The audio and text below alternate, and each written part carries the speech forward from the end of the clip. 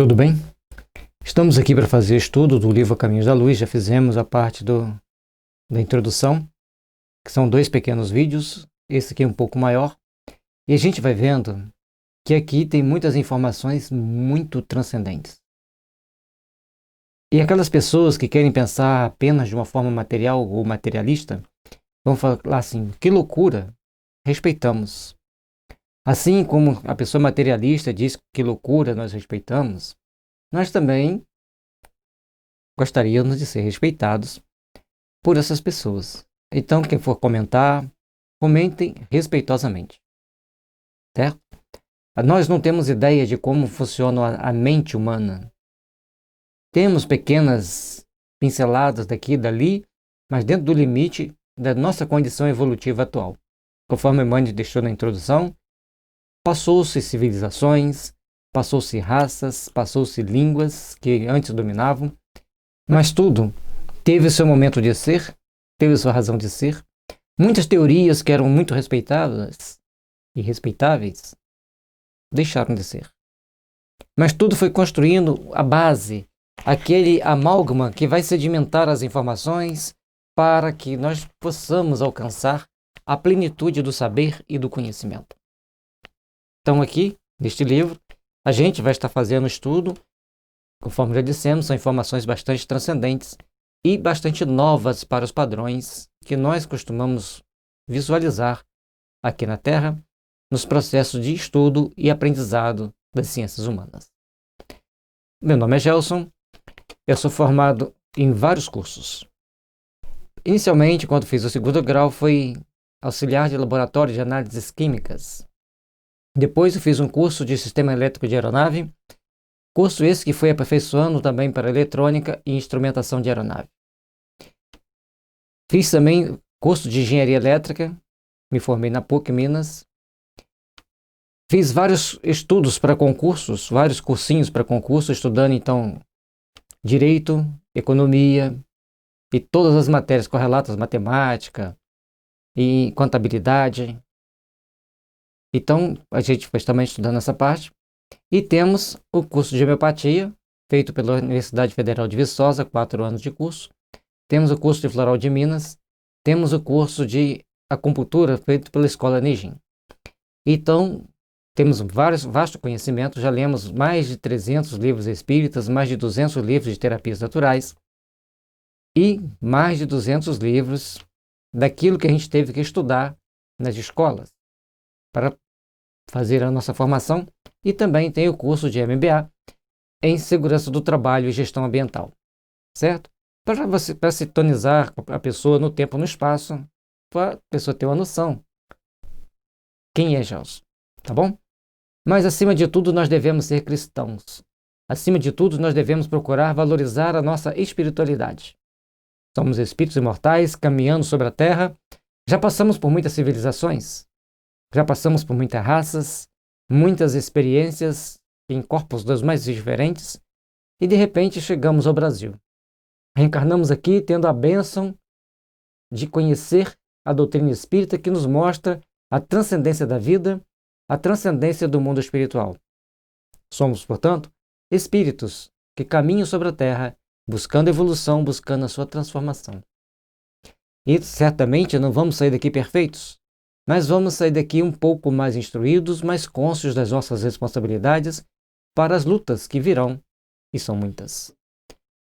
Peçamos a Jesus e todos aqueles missionários do bem que nos intuam, que nos ajudam, que nos impulsionem a construir, em nosso mundo íntimo, as forças necessárias ao processo evolutivo e que possamos ser útil a esclarecer consciências e mentes que queiram buscar informações, que queiram entender mais sobre esses livros. Já fizemos o estudo do livro Os Exilados da Capela e agora estamos no A Caminhos da Luz. Um livro da editora FEB, de autoria de Francisco Xavier, pelo Espírito Emmanuel.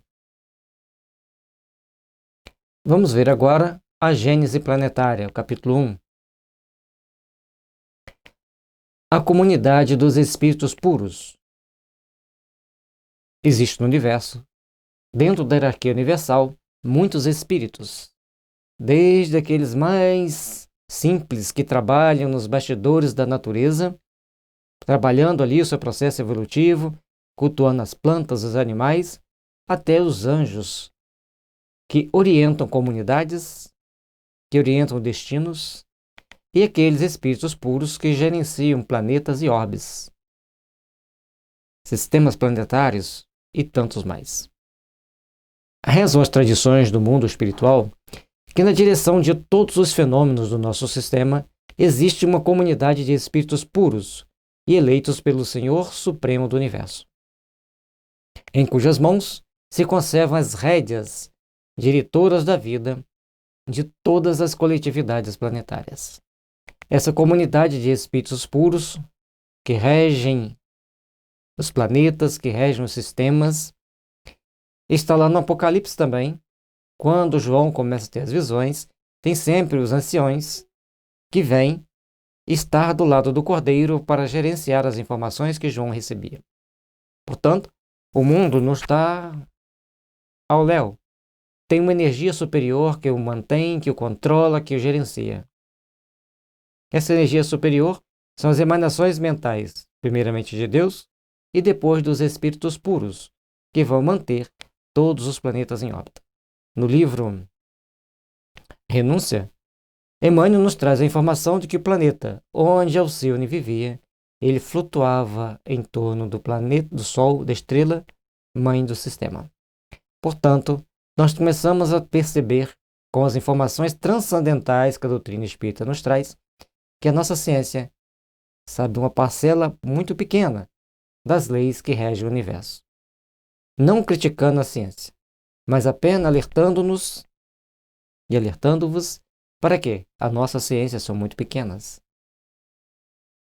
Quando Jesus vai conversar com o senador Públio Lentulus, naquela memorável tarde ao lado do jardim de Genezaré, do lago de Genezaré, então Jesus diz para ele: a força das suas águias são efêmeras diante do poder do meu reino.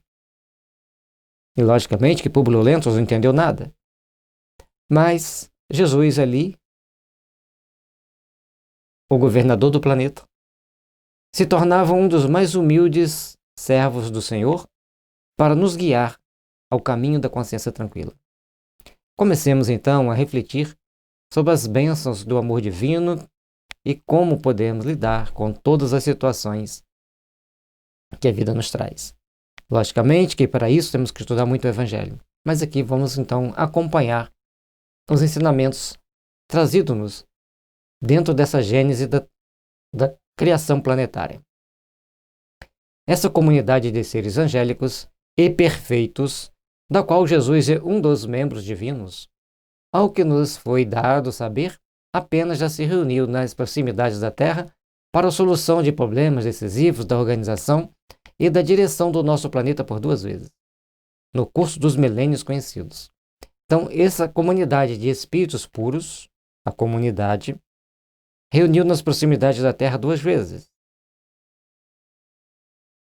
Vejamos. Portanto, a ocupação deles é tão intensa que nesses 4 bilhões de anos, apenas 2 vezes, essa comunidade se reúne próximo à Terra. A primeira verificou-se quando o orbe terrestre se desprendia da nebulosa solar, a fim de que se lançasse no tempo e no espaço as balizas do nosso sistema cosmogônico e os pródromos da vida na matéria em ignição do planeta. E a segunda, quando se decidia a vinda do Senhor à face da Terra, trazendo à família humana a lição imortal do seu evangelho de amor e redenção. Precisamos então aqui entender as nossas responsabilidades, os nossos compromissos diante da vontade divina, diante da misericórdia do amor divino. Reflitamos.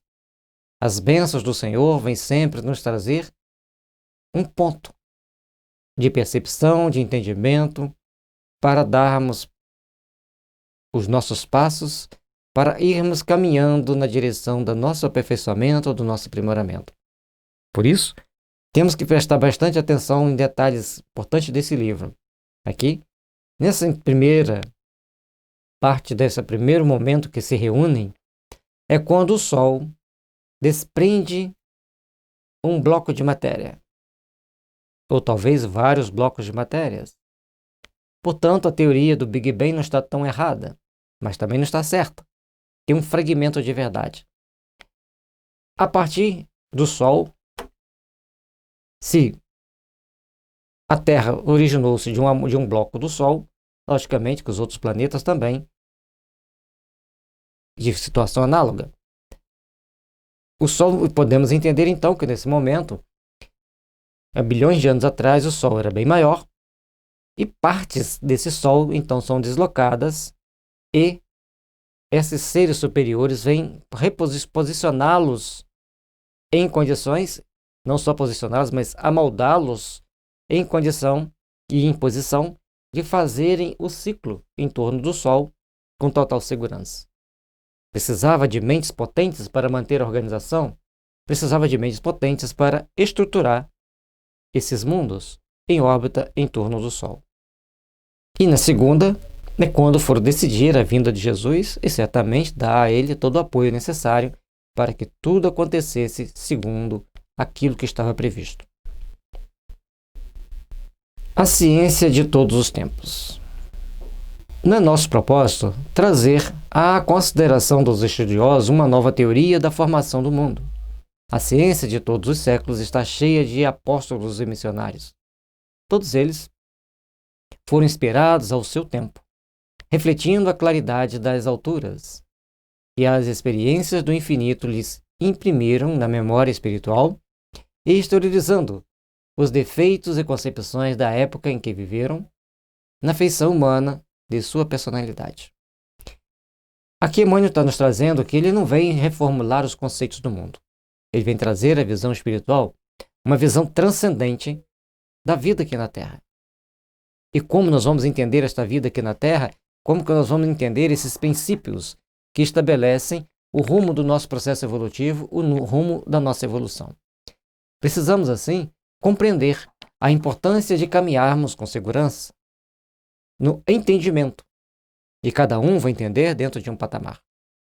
Por isso, ele mostra que em várias épocas vieram pessoas, espíritos no caso, né, reencarnaram aqui, e ao assumirem a personalidade humana daquela época, embora tivessem vastos conhecimentos impregnados por mentores superiores, eles passaram para a Terra aquilo que era possível entender-se dentro do processo evolutivo que nós estávamos vivenciando naquela época. Cada uma dessas informações servia de base para a vindoura. E informação após informação, tudo ia se fortalecendo, tudo ia se somando para construir os conhecimentos que tem hoje. Não foi assim. Foram passo a passo caminhando dentro do processo evolutivo. Na sua condição de operários do progresso universal, foram portadores de revelações gradativas no domínio dos conhecimentos superiores da humanidade. Então, cada um que veio trouxe uma parcela da informação. Já falamos aqui antes sobre Maxwell. Sem Maxwell criar todas as equações do magnetismo, não teríamos toda essa maravilha que nós temos hoje em termos de eletricidade e eletrônica. Porque tudo evolui, tudo cresce em torno da eletricidade e da eletrônica. Sem as duas, a mecânica aperfeiçoou? Sim, mas nem tanto quanto a eletrônica. A eletrônica saiu daqueles rádios grandões para se tornar esses celulares que fazem de tudo. Então, a ciência vem trazendo para a gente informações novas, revelações novas, mas nada igual à eletrônica. Até agora. Dentro do que eu conheço. Inspirados de Deus, nos penosos esforços da verdadeira civilização, as suas ideias e trabalhos merecem o respeito de todas as gerações da Terra, ainda que as novas expressões evolutivas no plano cultural das sociedades mundanas tenham sido obrigados a proscrever as suas teorias e antigas fórmulas. Embora, naquele momento, aquele missionário trouxesse uma grande revelação, no decorrer do tempo, aquelas revelações deixavam de existir tal qual eram, passavam a existir sobre outro prisma, sobre outra condição. Em cada uma dessas situações, em cada uma dessas possibilidades de informação, vai passando o aperfeiçoamento, embora alguns permaneçam eternos. Pitágoras criou vários teoremas, trouxe para nós vários teoremas que prevalecem até hoje. As equações de Newton foram fundamentais para descobrir determinados princípios universais, mas depois Einstein e todos aqueles que o seguiram aperfeiçoaram a física, trazendo para nós hoje uma física mais transcendente e de bem mais complexidade. Mas a base foi lançada por Newton. E assim, nada fica perdido. São informações que nós vamos gradativamente assimilando, gradativamente adquirindo aquelas informações para, passo a passo, adquirirmos um conhecimento maior. E temos que entender que os egípcios construíram as pirâmides. E eles usaram materiais ali presentes para construir as pedras, que não tinha pedra. Aquelas pedras são construídas à base de calcário, carbonato de cálcio e areia e água. Um cimento. Mas um cimento melhor do que o que nós temos hoje. Mas de todo jeito, é uma construção faraônica. Maravilhosas construções que encantam-nos até hoje.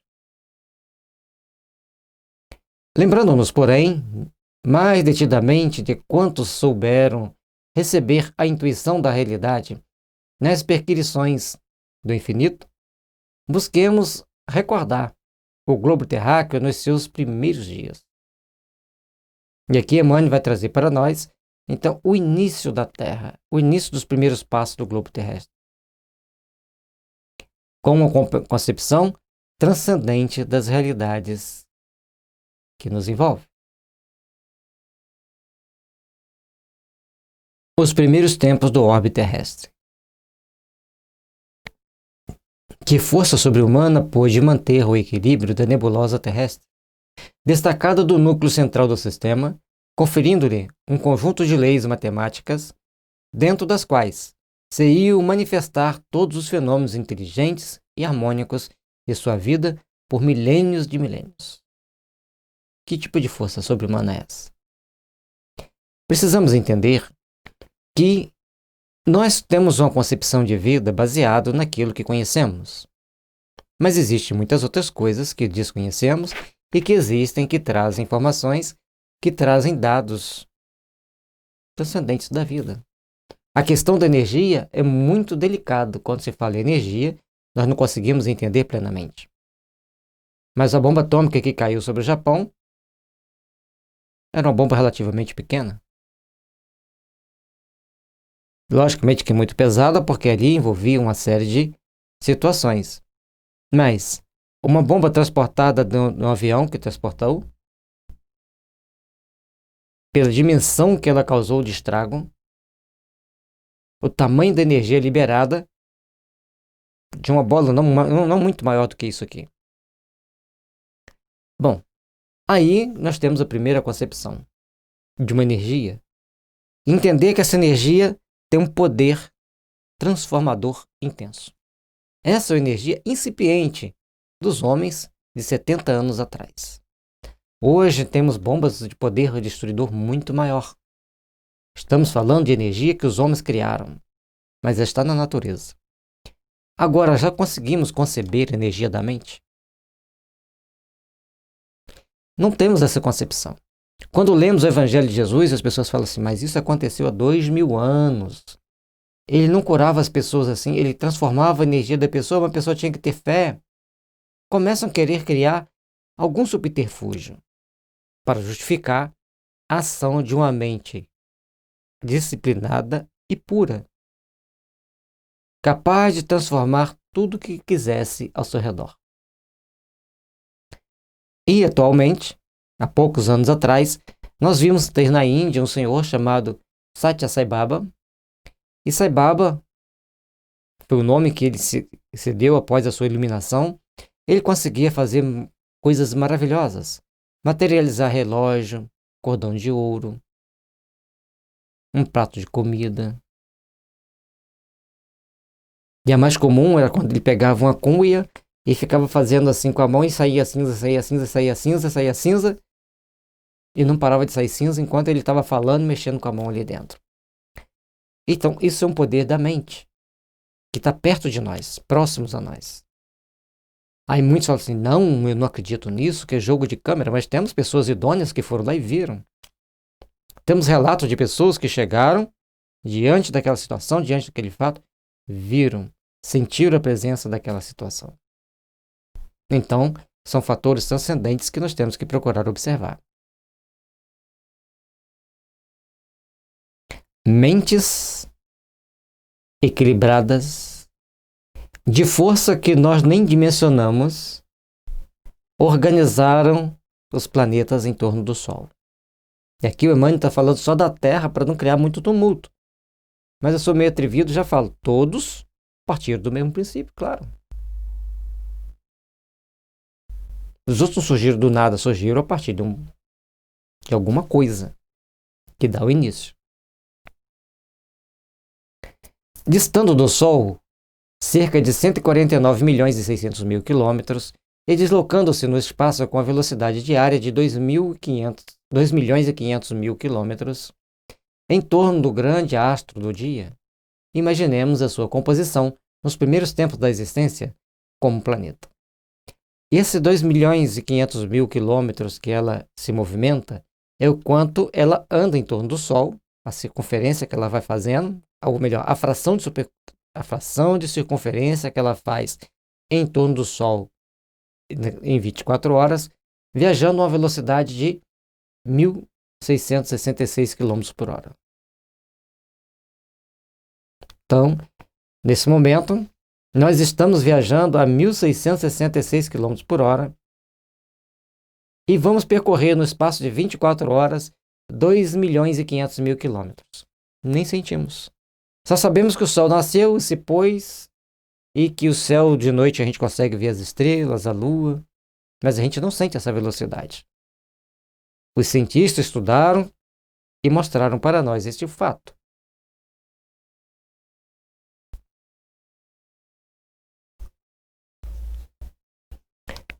Laboratório de matérias ignescentes, o conflito das forças telúricas e das energias físico-químicas opera as grandiosas construções do teatro da vida, no imenso cadinho, onde a temperatura se eleva, por vezes, a 2.000 graus de calor, como se a matéria colocada num forno incandescente.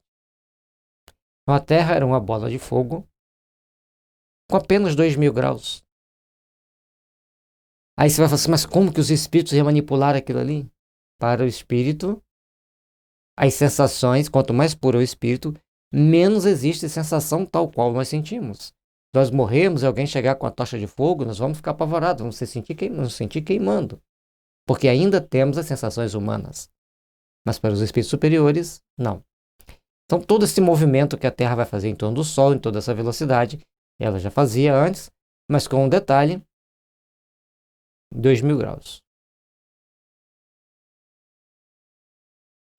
Estivesse sendo submetida aos mais diversos ensaios para examinar-se a sua qualidade e possibilidades na edificação da nova escola dos seres. As descargas elétricas em proporções jamais vistas na humanidade despertam estranhas comoções no grande organismo planetário, cuja formação se processa nas oficinas do infinito. E aí, essa oficina do infinito, as energias que são manipuladas por todo o cosmos, as mentes poderosas que estavam em torno de Jesus, o Cristo planetário. Mas espera aí, Jesus nasceu há 2.000 anos. Jesus, homem físico, nós estamos falando do Espírito Eterno. Antes do mundo ser, eu sou, disse-nos Jesus. Certo? Quem gosta de achar tudo na Bíblia, está lá. Então Jesus, para construir essa terra, usando a sua potente energia mental junto com os engenheiros siderais, espíritos tão puros quanto ele, para organizar o planeta, fazendo todas as experiências, e na atmosfera da Terra, gigantesca quantidade e intensidade infinita de eletricidade, de explosões elétricas, de raios elétricos, aconteciam para criar todas as condições para que tivesse vida no planeta. Obedecendo e um cálculo extremamente complexo que tinha as condições da Terra, as condições do Sol e as interações das energias cósmicas para que a vida pudesse se manter aqui. Vejamos. A criação da Lua. Nesta computação de valores cósmicos, em que elaboram os operários da espiritualidade sob orientação misericordiosa do Cristo, delibera-se a formação do satélite terrestre. A partir de um determinado momento que a Terra já está se consolidando, precisa-se do satélite. O programa de trabalhos a realizar-se no mundo requeria o concurso da Lua, com seus mais íntimos detalhes. Ela seria a âncora do equilíbrio terrestre nos movimentos de translação que o globo efetuaria em torno das sedes do sistema. Então, para que a Terra mantivesse a órbita com segurança, precisava de um satélite. Esse satélite vai fazendo o contrapeso para que tudo aconteça da forma que tem que acontecer dentro do equilíbrio cósmico previsto. Por isso que eu disse, são cálculos sofisticadíssimos para que cada coisa esteja no seu lugar, na distância exata e no tamanho exato. E o tamanho da Lua é para ela ficar naquela posição orbitando em torno da Terra. Se ela fosse um pouco menor ou um pouco maior, ou ela teria que se aproximar ou ela teria que se afastar. O manancial de forças ordenadoras da estabilidade planetária e, sobretudo, o orbe nascente necessita-se de sua luz polarizada, cujo suave magnetismo atuaria decisivamente no drama infinito da criação e da reprodução de todas as espécies nos variados reinos da natureza. Então a Lua vai interferir no processo de reprodução, no processo de criação.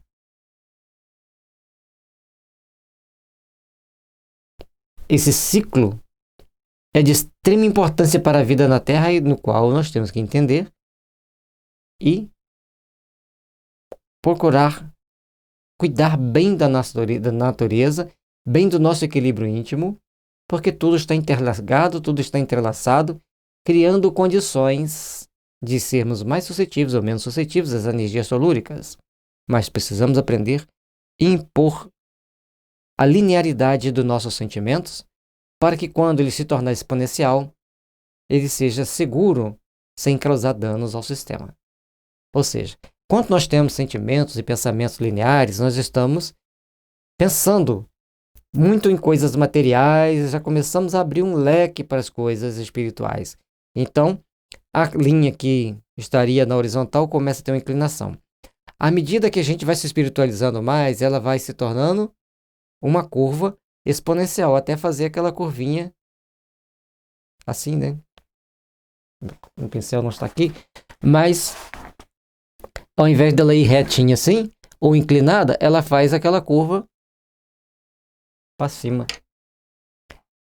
E todos os reinos da natureza, então, depende dessa interação magnética entre a Terra e a Lua, e o seu posicionamento em relação ao Sol, para que tudo aconteça, para que se dê as reproduções. A solidificação da matéria. E Emmanuel tem uma capacidade de síntese invejável. Ele pega esse conjunto de informações que seriam livros e livros para falar sobre o assunto, ele traz em 2, 3 parágrafos as informações de uma forma tão clara, tão didática, tão maravilhosa. E aqui a gente tem algumas fotos que a gente pegou no Google, da crosta planetária, que ao centro da Terra é fogo, ali aquela participação, nós já estudamos isso, aqui as lavas vulcânicas, que de vez em quando sai esse fogo do interior da Terra, para que a gente possa entender que ainda tem fogo, e tem que ter, para nos mantermos vivos e a temperatura da Terra ser compatível com as nossas necessidades atuais. Na grande oficina surge, então, a diferenciação da matéria ponderável, dando origem ao hidrogênio. começa-se então a ter as matérias mais variadas e o hidrogênio. Como será então o Sol? Não tem uma matéria ponderável? Que substância diferente, maravilhosa é aquela que fica queimando, queimando, queimando, mantendo temperatura elevadíssima para nos aquecer aqui? As vastidões atmosféricas são amplos repositórios de energias elétricas e de vapores que trabalham em substâncias torturadas no orbe terrestre. O frio dos espaços atua, porém, sobre esse laboratório de energias incandescentes e a condensação dos metais verifica-se com a leve formação da crosta solidificada. Então a crosta começa a solidificar levemente. Não é assim.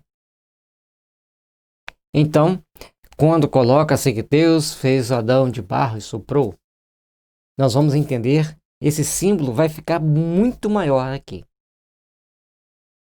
Então, temos o processo da atmosfera, como o entorno da Terra, no espaço, é frio, muito frio. A atmosfera começa e vem resfriando. Isso leva milhões de anos, até que a massa de matéria embaixo comece a se solidificar. Que antes tinha muito mais vapor do que matéria. Não só vapor de água, mas vapor de várias substâncias que estavam em processo incandescente. É o primeiro descanso das tumultuosas comoções geológicas do globo. Formam-se os primitivos oceanos, onde a água tépida sofre pressão difícil de descrever-se. A atmosfera está carregada de vapores aquosos e as grandes tempestades varrem em todas as direções a superfície do planeta, mas sobre a Terra o caos fica dominado como por encanto. Então, o oceano, ainda muito quente, começa a se formar a partir de um determinado momento. Tempestades vastíssimas de grandes proporções, de grande poder, de grande força, porque o vento das tempestades é gerado a partir de diferenças de temperatura, e a água do mar tem um grande poder de criar grandes tempestades. Quando aquece muito os oceanos, cria-se aqueles rodemoinhos de ventos e toma tempestade. E tantos outros fenômenos que causam que a gente ainda não entendeu todos, e não é a finalidade desse estudo para a gente entender que teve muitas tempestades das mais variadas, e até hoje ainda tem algumas. As paisagens aclaram-se, fixando a luz solar que se projeta nesse novo teatro de evolução e vida. A partir do momento que a crosta da Terra começa a solidificar e cria-se os oceanos, começa nova fase de evolução e de vida, nova fase de etapas de aperfeiçoamento de tudo que aqui existe. As mãos de Jesus haviam descansado após o longo período de confusão dos elementos físicos da organização planetária. Nesse momento, que Emmanuel fala que as mãos de Jesus descansam, porque agora não é mais elaborar o planeta, é trabalhar no sentido de construir e edificar a vida. Algo mais sofisticado ainda estaria por vir. Mas para uma mente tal qual a de Jesus, todo o processo se torna mais simples. O divino escultor. Sim, ele havia vencido todos os pavores das energias desencadeadas, com as suas legiões de trabalhadores divinos. Lançou o escopro da sua misericórdia sobre o bloco de matéria informe, que a sabedoria do Pai deslocara do sol para as suas mãos augustas e compassivas.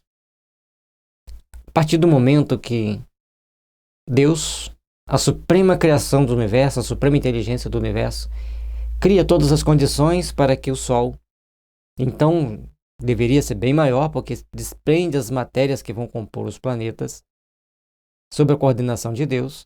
Jesus e as legiões de trabalhadores divinos começam a trabalhar a formação da Terra, assim também como teve aqueles que trabalharam a formação dos outros planetas, para que tudo se encadeasse dentro do processo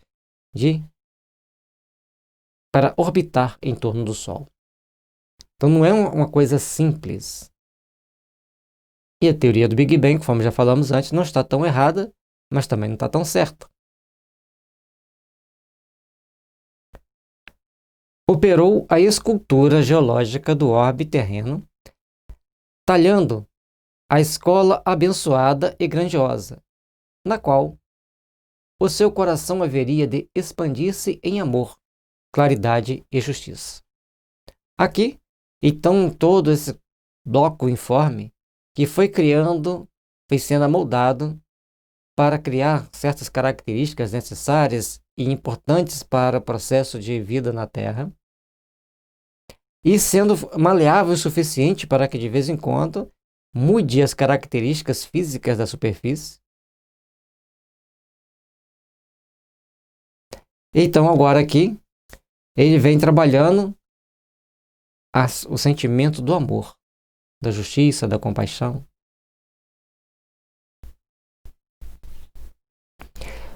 Com os seus exércitos de trabalhadores devotados, estatuiu os regulamentos dos fenômenos físicos da Terra, organizando-lhes o equilíbrio futuro na base dos seus corpos simples de matéria, cuja unidade substancial os espectroscópios terrenos puderam identificar por toda parte no universo galáctico. Então, esses trabalhadores começaram a manipular determinados fluidos, determinadas substâncias, essa matéria simples que já foi detectada pelos nossos telescópios, pelos nossos espectroscópios, ou seja, o universo já foi estudado pelos homens o suficiente para entender que existe uma matéria primordial.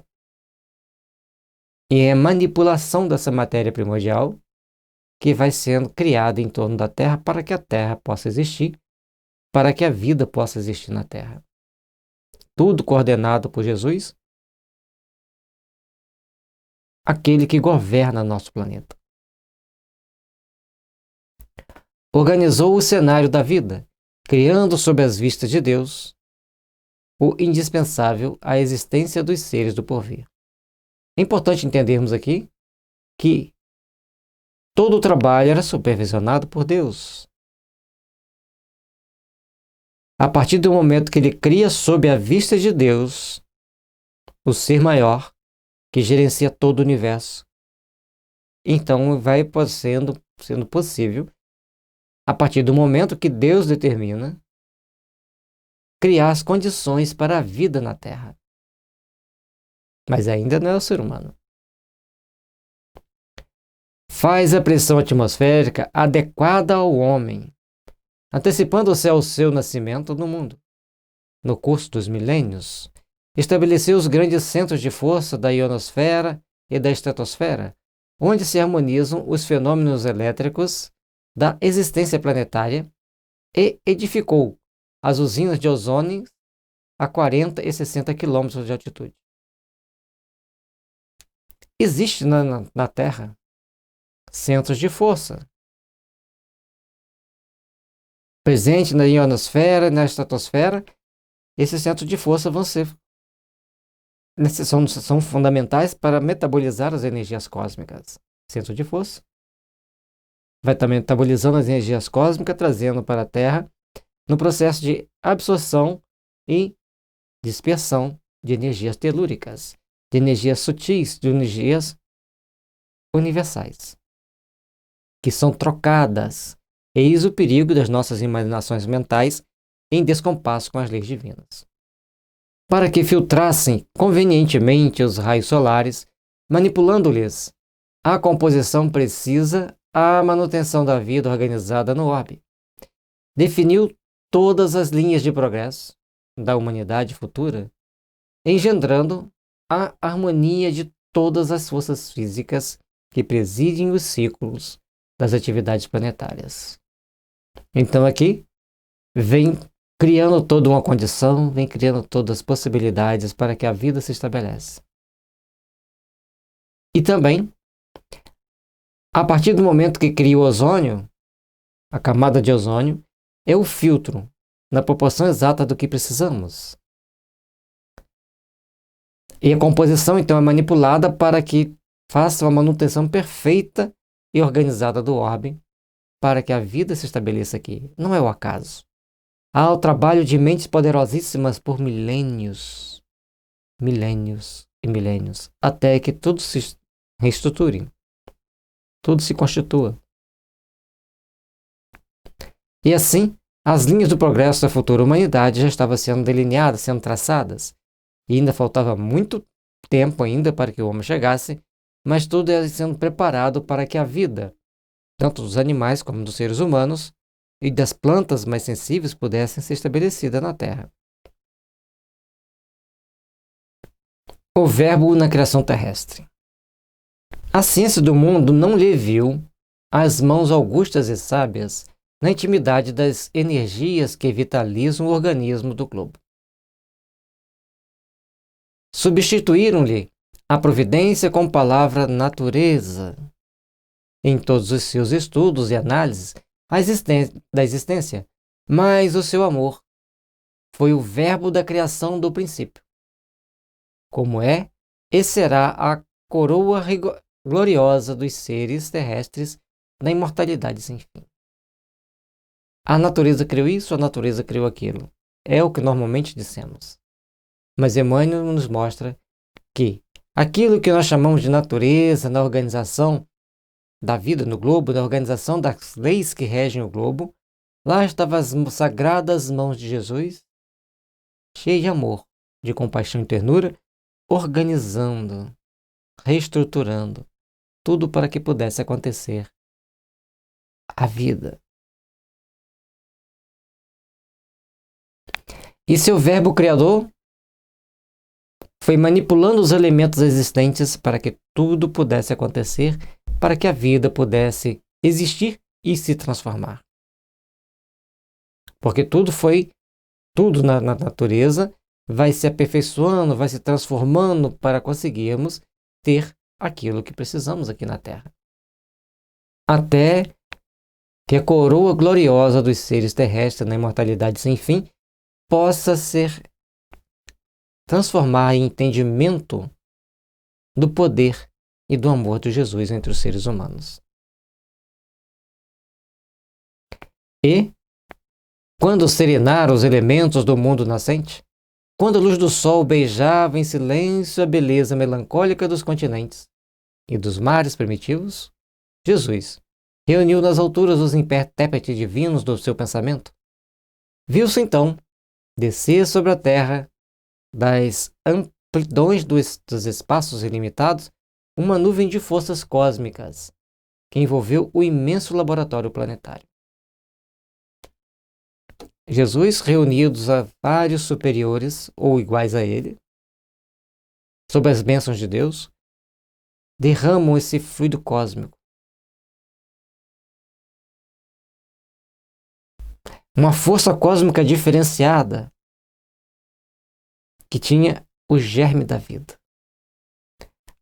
Tinha nela uma essência magnética tal que pudesse impregnar a matéria aqui existente para criar todas as condições e possibilidades para transformar, através de todos aqueles processos que já conhecemos, as transformações da matéria, conhecemos em parte, claro, para que a vida pudesse surgir neste planeta maravilhoso.